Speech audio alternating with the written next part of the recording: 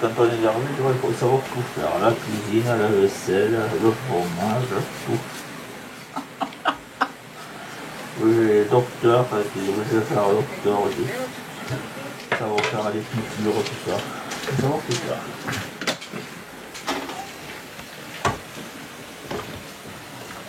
Et ça c'est la vaisselle de midi. Vous l'avez pas faite. Parce que je fais la sieste aujourd'hui. J'étais fatigué. Donc je n'ai pas fait la vaisselle. Et alors il y a la voisine qui est venue, elle voulait du fromage, je lui ai dit que je faisais la sieste. Je ne savais pas que c'était la voisine. Elle est repartie pas contente. Parce qu'elle n'a pas eu le fromage.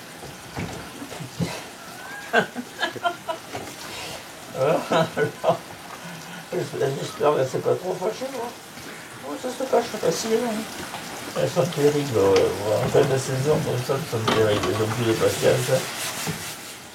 Ah putain, hein, je ne savais pas qu'on peut regarder, ça faut que ça fasse un peu la sieste. Ouais. Récupérer. C'est très sain la sieste, pour le corps et pour l'esprit. Ça te permet d'être en forme l'après-midi, après le soir. Il faut tenir là toute la journée, de 9h du matin jusqu'au soir 7h. J'ai soit le choix d'écouter la radio ou faire du tricotage. Quand je ne sais pas tricoter, j'écoute la radio.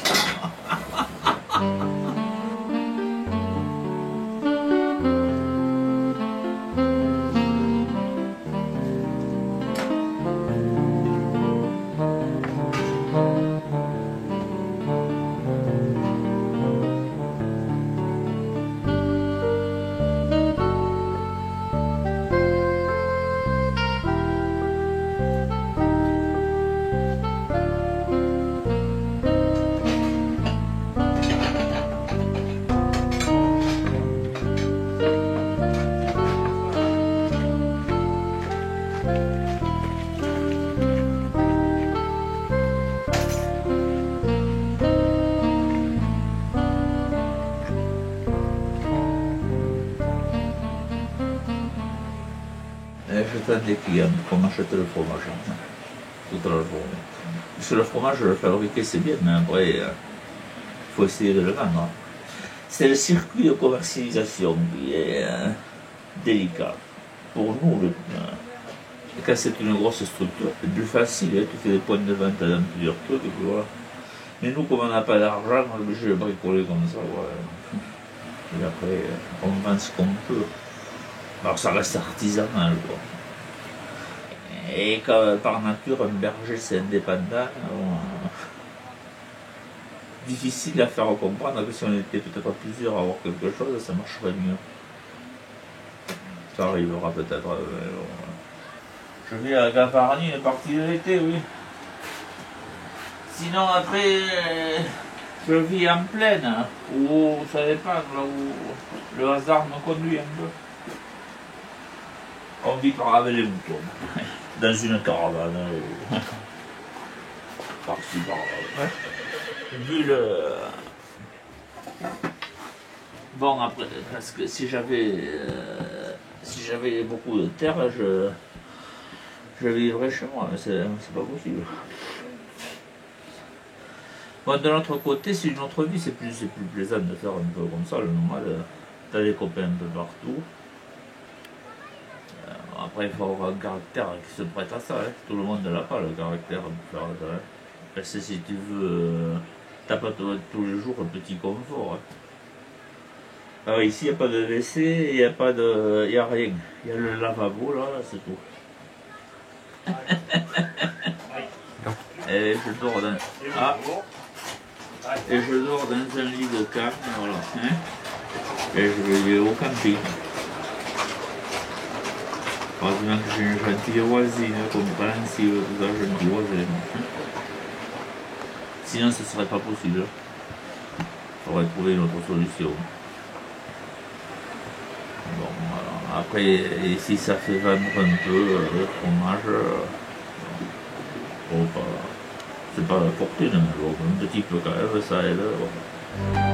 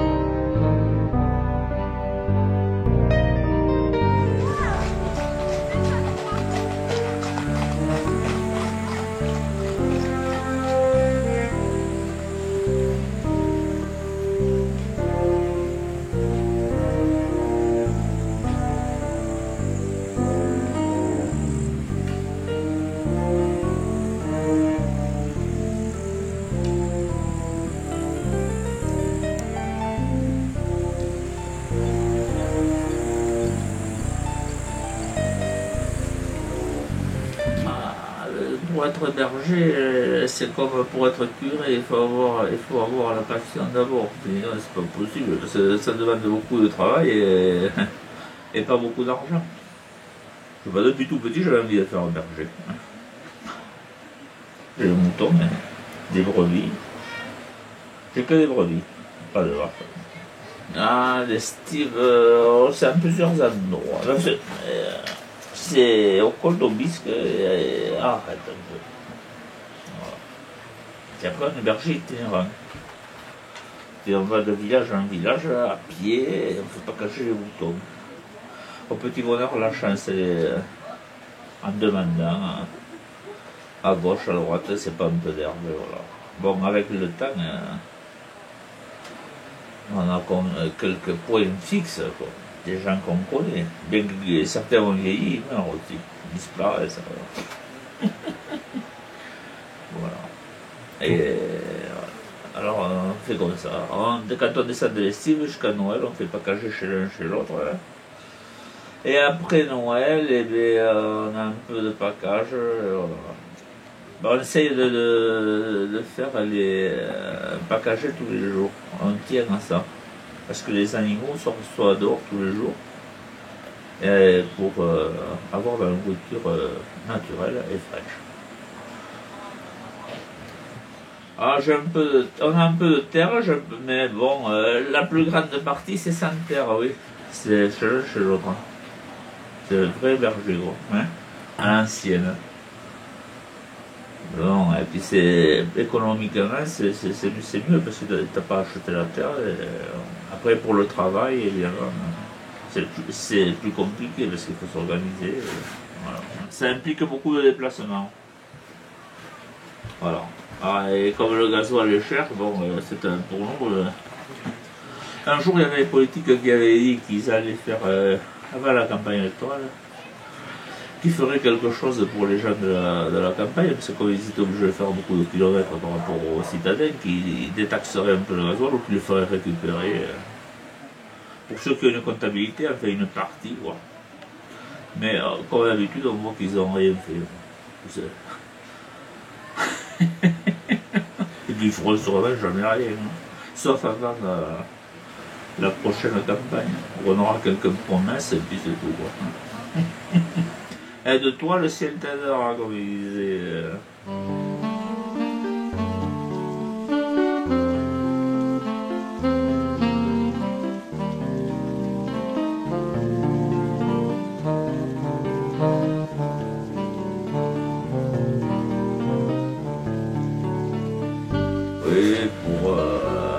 L'espace, la nature, la tranquillité. C'est un berger, ça revient presque à être moi. Hein.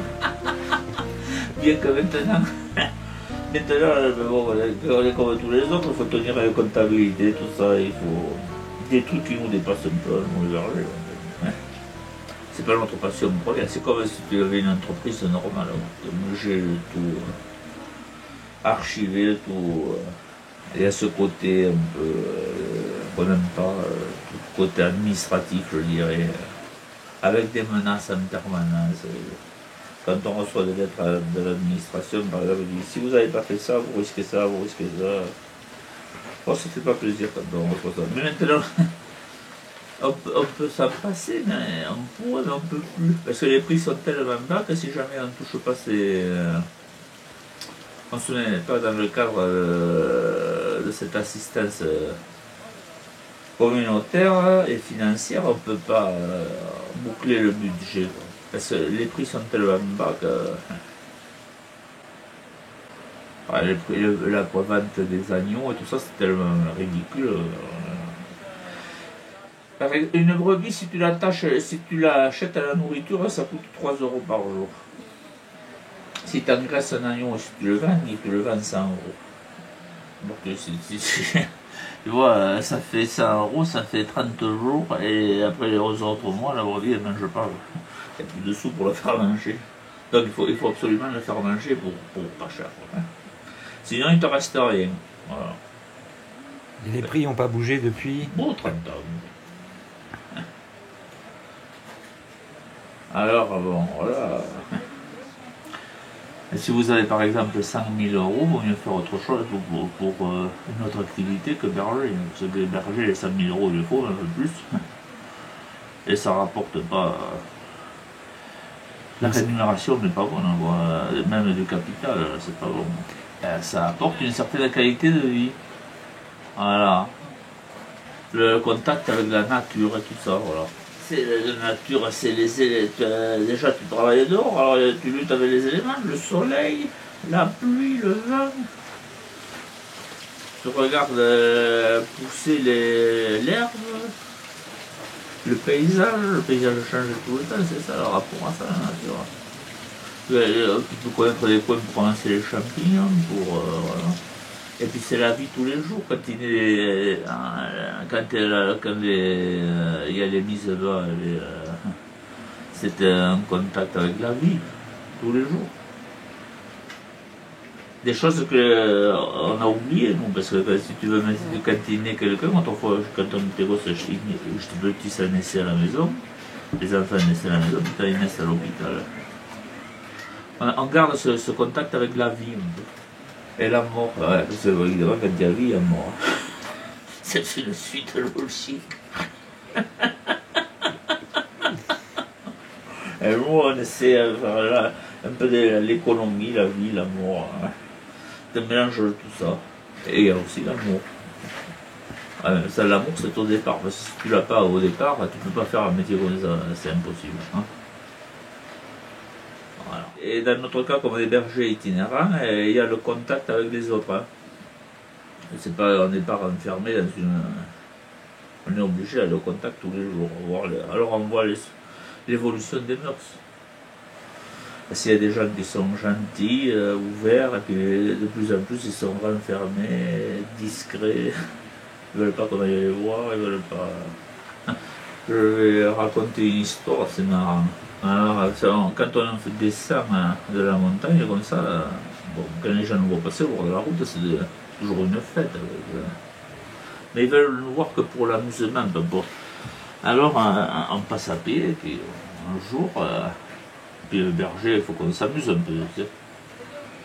Et alors, on était trois, on tombe sur des gens gentils qui ont sympathisé, ils ont dit vous allez rester pour manger.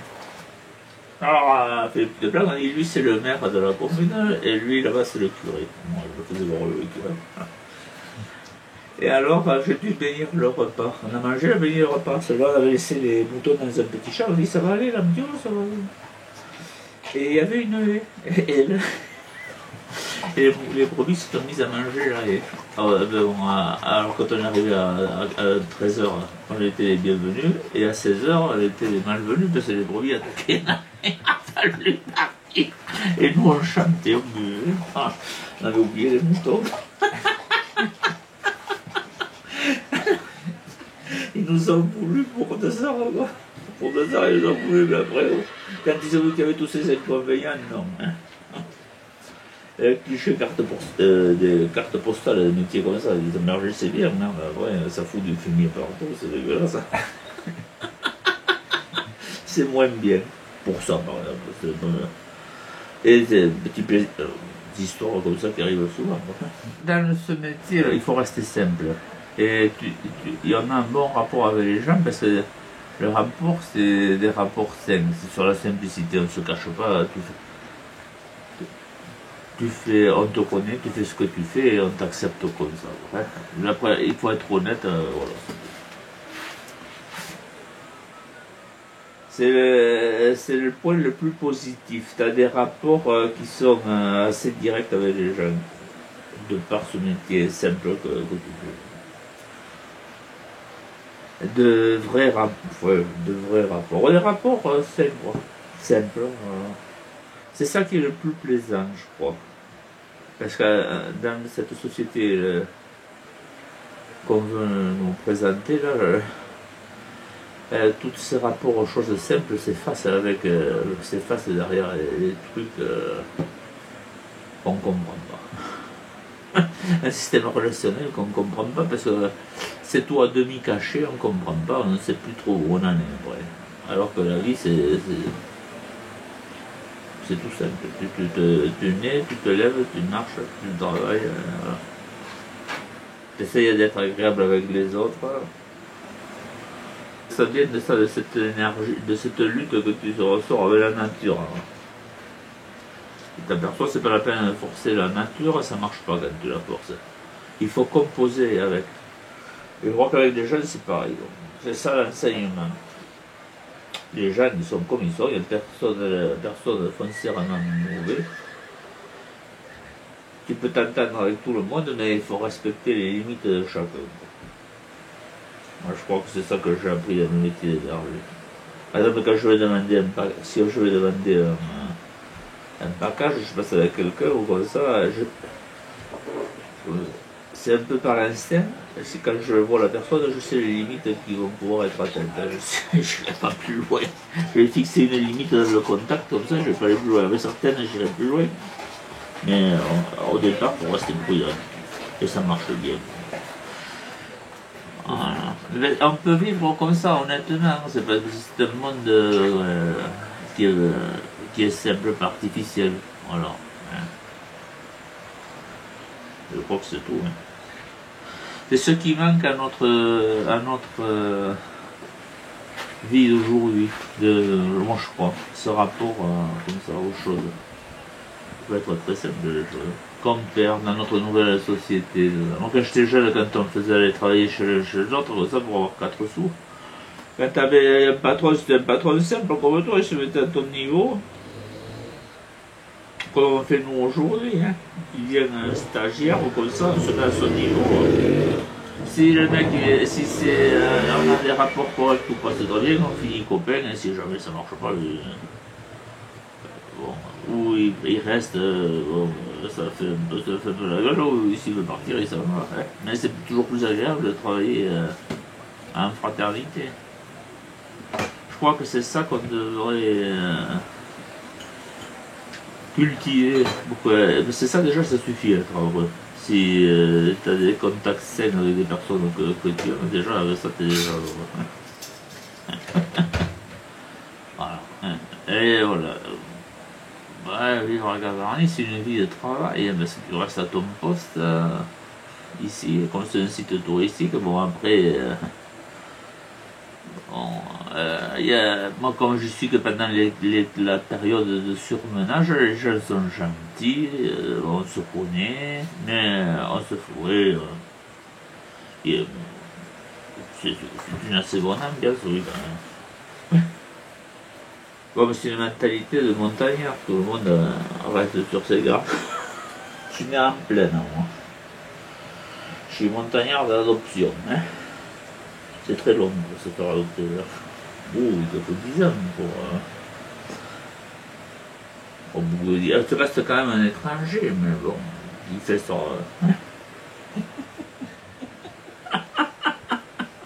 Après, au bout de quelques années, on arrive à s'attirer un peu de confiance, un peu plus de crédit, mais ça ne vient pas de suite. Hein. Mais je crois que c'est une vie saine et simple. Hein. Voilà. Même pour des gens comme moi, c'est bien. Hein. Évidemment, après, si tu veux une vie, si tu veux aller à la bibliothèque ou, je sais pas, ou au cinéma, tu peux pas. Il n'y a pas de bibliothèque et il n'y a pas de cinéma. Quand j'ai le temps, moi ici, parce que c'est des moments creux, j'arrive à lire un peu. Oh, beaucoup, non, mais je lis, oui. J'arrive à lire, je lis n'importe. Je suis pas axé, je suis ouvert à tout. Hein. Le livre de chevet aujourd'hui, c'est ça. C'est le livre qu'un copain m'a envoyé.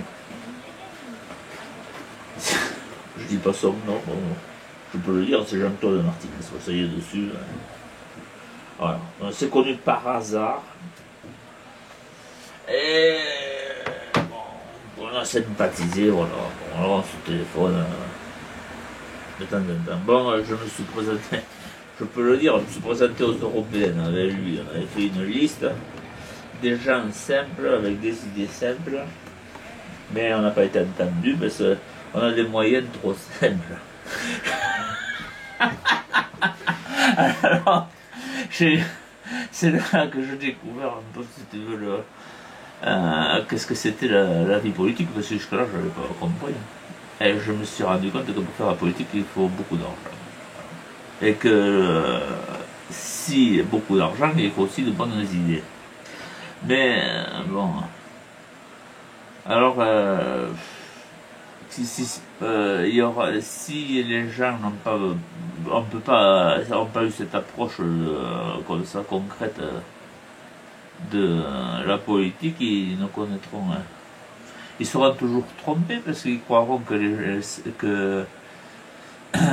c'est un truc simple, c'est pas un truc simple lui. C'est très compliqué et pour que le peuple puisse exprimer ses idées, si tu veux, moi j'y crois pas. Bon, il faudrait des gens comme ça, mais bon, des gens qui veulent, qui voudraient apporter leurs compétences aux autres dans le but de leur rendre service gratuitement, ben, il n'y en a pas beaucoup. Et pour ça, je crois pas trop à la politique. Ben, c'est comme ça. J'ai découvert ça un peu tard, à 50 ans, mais bon. Voilà. Alors, c'était en 2008, ça, je crois. Donc, c'était une expérience. Je l'ai fait dans le cadre de mon métier de berger. Ouais. Et bon, on a eu les radios coupées, enfin, on n'a pas droit à la presse.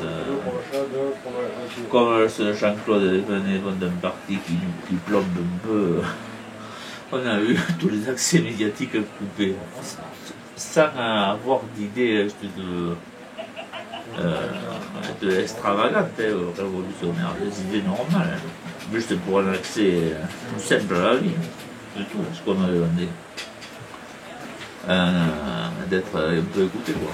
Voilà, je crois que j'ai 2 clients. 960 grammes le morceau de fromage au 1536 €. 1530 €. 1530 €. Ça va faire lourd. Je sais pas si j'ai assez. On va vous laisser nos sacs déjà. On voit le coup, hein. Il faut que je me remonte un peu le moral parce que j'ai 15,30 €. Ah ouais, ça fait pas beaucoup. À la fin du mois, on a les messages payés là. Et ceci et cela. Donc, qu'est-ce que vous avez fait? Là, on arrive de. Comment ça s'appelle? Le refuge des Estiguettes. Ah ouais. On est monté à la retraite d'Allan. Et puis voilà, demain on va au camion. C'est ça qu'on m'avait dit 15,30 €? Ouais. On n'est pas dit 40. Non, c'est bon, c'est bon. C'est 36. Allez, vous arrêtez. Vous avez regardé la météo là? On était au Gabon, oui. Normalement, il doit faire beau. Il pleut un peu dans la nuit, non? Yeah. Il pleut un peu dans la nuit? Voilà, si tu veux que la nuit, c'est pas grave. Ouais, bien sûr. Bon, j'ai vu, apparemment, c'est bon. Mais on couche sur la grange de haut, je pense. Ah oui.